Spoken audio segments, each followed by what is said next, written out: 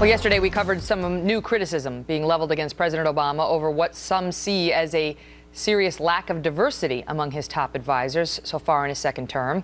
Over the past few days, he has nominated 4 people to take over key posts in his administration. All of them are white men. Now, today we have discovered that the president could be in violation, potentially, of his own August 2011 executive order, which established a coordinated government-wide initiative to promote diversity in the federal ranks. Joining me now, Ben Ferguson, who's host of The Ben Ferguson Show through the Icon Radio Network, and Marjorie Clifton, who's a former consultant to the Obama campaign and principal of Clifton Consulting. All right, so he, a couple of years ago wanted to make sure that government at all levels, including the top levels, had diversity. And now, it's not that there are no women now. We still have Kathleen Sebelius at Health and Human Services, and we've got Napolitano at Department of Homeland Security. But the women are getting few and far between, Marjorie, in the second-term Obama cabinet. Yeah, I mean, the challenge the administration's looking at is the same one we're seeing in corporate America, with under 5% of female CEOs being women. And a lot of eyes on the president right now to see what happens. Now, he has, in his last term, had historically the most women and most minorities that any administration had seen. With 22 cabinet seats, he had 8 women and 9 minorities. Now, we've just heard that Hilda Solis, who was actually the first Latina woman in a cabinet, is stepping down. And so, again, this is creating a challenge of who are the women. Now, there's 2 issues people talk about. It's the pipeline, but there are a lot of fabulous women, like, for example, Michelle Flournoy, who Democrats were looking at. She was an undersecretary of defense. They were hoping she might move to the Pentagon, but as we know, she was sort of overlooked for that position. Susan Rice, who's now out of the running. So the question is, do we have a deep enough bench of women? But the bigger question in these cabinet positions is, it's long hours. I mean, my intern just went over to work at the White House, and she works from 8 a.m. to 8 p.m. And with a woman with young children, that would be a really tough order. So how do we reorder the roles also so that women can actually do them?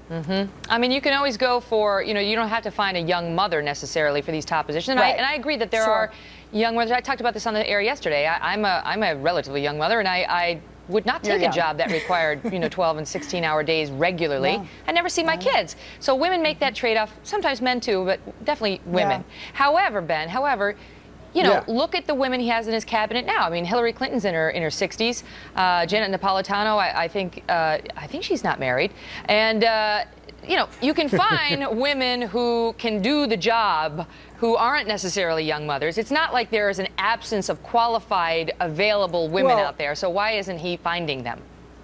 I think he's finding people that he's comfortable with, and this is the problem when you make law based on political gains. I mean, the president did this to make minorities like him more. The president did this executive order to make sure that women liked him more than they would like Mitt Romney and his binder full of women, which now apparently Democrats are really missing right now. And I think what the problem is the president's around people that he actually likes and trusts, and he's saying, when the most important job I got to fill, I'm going to go with a person that I believe in and not fill a quota, even though he told the rest of his government, and maybe this is the reason why we have such a screwed up government, is he told them to run their company as if it's a quota system instead of picking the best man or woman for the job. So, the president he got himself in a lot of trouble, and he did it to himself this time, and, welcome to the real world. Marjorie, I don't think most people believe that Barack Obama is a male chauvinist, right? You look at his closest advisor is Valerie Jarrett. He married a very strong, intelligent woman.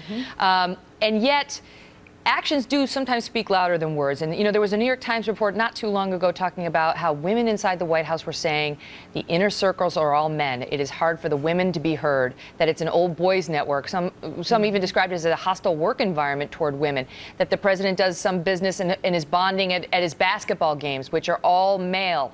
And there's a way you can sort of set yourself up to be arm's length from the top women in the White House to when you get to the big decision-making moment, you're like, oh, I just don't know any, top qualified women. Well, I think one of the challenges he's had, you first have to look at, he's a father of 2 minority women. And in the case of even my own family, I mean, my father, while he makes great, tries to try to include more women, he's naturally, in most cases, gravitates towards men in the same way that I gravitate towards other women when I'm talking about issues I'm dealing with in my life.